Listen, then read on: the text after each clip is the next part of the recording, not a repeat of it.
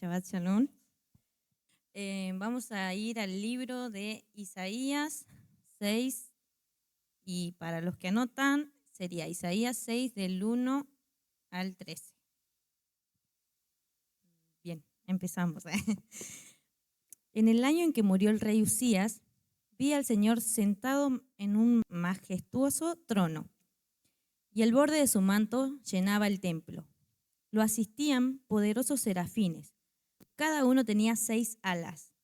Con dos alas se cubrían el rostro, con 2 se cubrían los pies, y con 2 volaban. Se decían unos a otros: Santo, santo, santo, es el Señor de los ejércitos celestiales. Toda la tierra está llena de su gloria. Sus voces sacudían el templo hasta los cimientos y todo el edificio estaba lleno de humo. Entonces dije: todo se ha acabado para mí. Estoy condenado porque soy un pecador. Tengo labios impuros y vivo en medio de un pueblo de labios impuros. Sin embargo, he visto al Rey, el Señor de los ejércitos celestiales. Entonces, uno de los serafines voló hacia mí con un carbón encendido que había tomado del altar con unas tenazas. Con él tocó mis labios y dijo: ¿ves? Este carbón te ha tocado los labios. Ahora tu culpa ha sido quitada y tus pecados perdonados. Después oí que el Señor preguntaba: ¿a quién enviaré como mensajero a este pueblo? ¿Quién irá por nosotros? Aquí estoy yo, le dije, envíame a mí. Y él me dijo: bien, ve y dile a este pueblo. Escuchen con atención, pero no entiendan. Miren bien, pero no aprendan nada. Endurece el corazón de este pueblo. Tápales los oídos y ciérrales los ojos. De esa forma no verán con sus ojos, ni oirán con sus oídos, ni comprenderán con su corazón, para que no se vuelvan a mí en busca de sanidad. Entonces yo dije: Señor, ¿cuánto tiempo durará esto?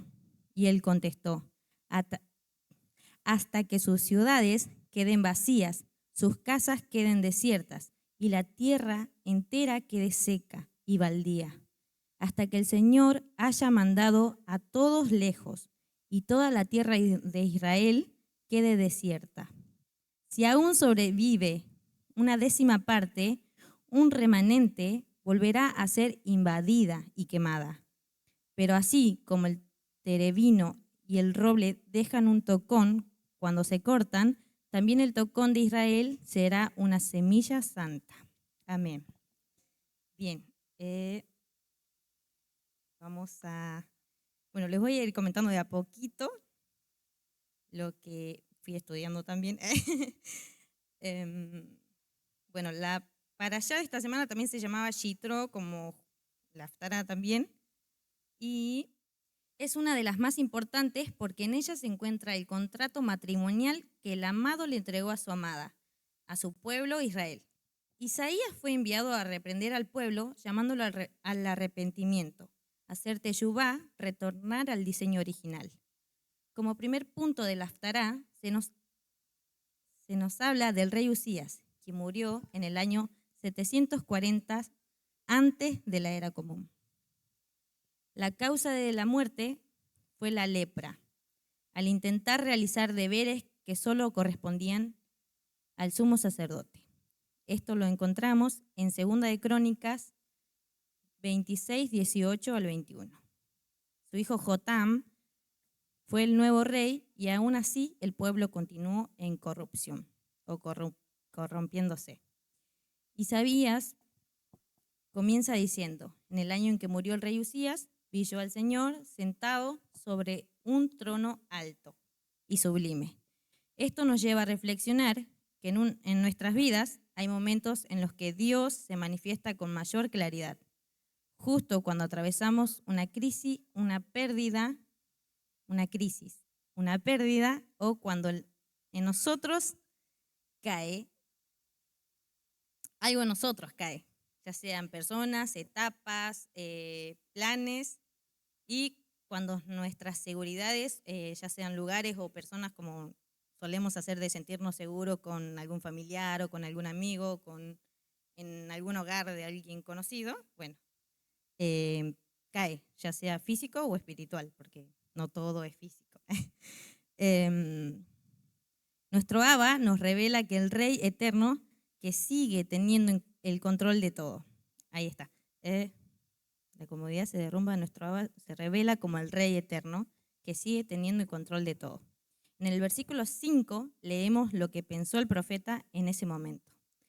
Dice, entonces dije, ay de mí, que soy muerto, porque soy hombre de labios impuros, y habito en medio de un pueblo de labios impuros, y han visto mis ojos al Rey, al Señor Todopoderoso. Al reconocer quién era, que tenía labios impuros y que estaba rodeado de un pueblo igual, Isaías comenzó su regreso, su retorno a su propósito. El encuentro real que tuvo con Dios no lo llevó a compararse con otros, sino a verse a sí mismo. La santidad de nuestro Padre le reveló y nos revela, nuestro estado físico y espiritual. No sé si a ustedes les pasa cuando, no sé, llega el momento donde justo lo ponen, a mí me pasó, lo voy a hablar de mí, pero bueno, me pasó cuando me habían puesto como tutora o acompañante de los tutores de Mini, que yo como que digo, me están poniendo en un lugar a servir, como que pienso y digo, ¿cómo? ¿Por qué?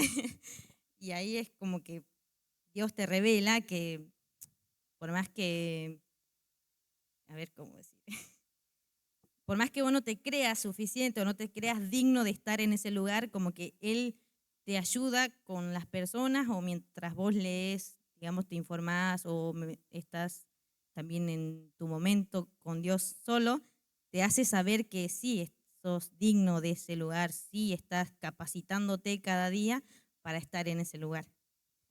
Bueno, a mí me pasó eso, no sé si a usted le pasa lo mismo o con otras cosas, pero bueno, eso. Él se reconoce humilde, ¿no? Al decir que es de labios impuros.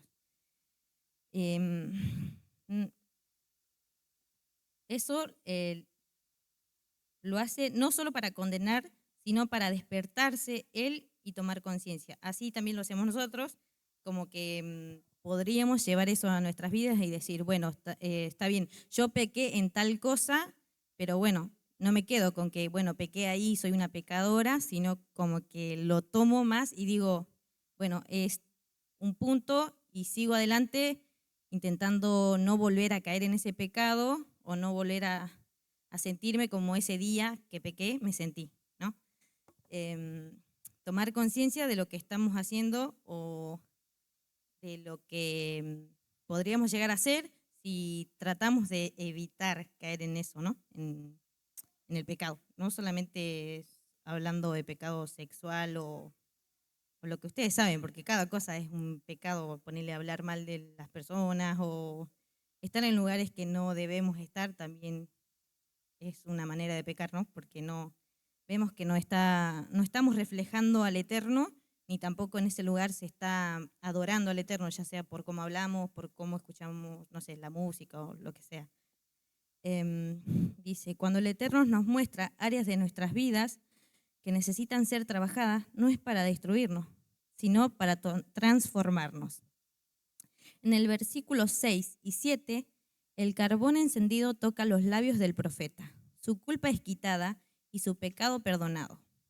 El fuego de Dios no quema para matar, sino para purificar. Él toca aquello que más nos duele y lo sana, porque nunca nos deja quebrantados, sino que lo hace para restaurarnos. Luego de esto, el Señor pregunta, ¿a quién enviaré? ¿A quién? No, ¿y quién irá por nosotros? Creo que lo escribí mal en ese, pero todos sabemos que pregunta quién irá como mensajero a su pueblo, ¿no? Dice, recién ahí Isaías responde, heme aquí, envíame a mí. Esto nos muestra un orden espiritual claro. Primero fue la visión, luego la limpieza y por último el llamado. Dios no busca personas perfectas para enviar, Él envía personas que son perfeccionadas en el proceso para transformar. En el versículo 9,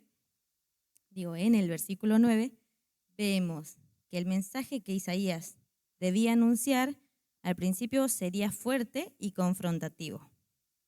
Pero el pasaje termina con esperanza, aunque todo parezca muerto, seco o sin vida. Gracias a su misericordia, nuestro Abba guarda la semilla santa a partir de la cual Él puede crear nueva vida. En este tiempo, Él sigue buscando corazones dispuestos a decir, heme aquí, aún así sin saber cuál será la tarea que nos prepara, ¿no? Que nos tiene Él preparada para hacer. Bueno, ¿cómo explicar ahora lo que? Bueno, vimos que tenemos que tener un corazón más dispuesto a ser transformados también, porque como si yo me creo una persona altanera que no necesito que el Eterno trabaje nada en mí, claramente no va a poder obrar Él en mí. Y nada, deseo que también, el deseo de ustedes también sea tener ese corazón humilde y desear que el Eterno, o anhelar con fervor, que el Eterno sea purificándonos cada día más. Eso nomás. Buenas noches.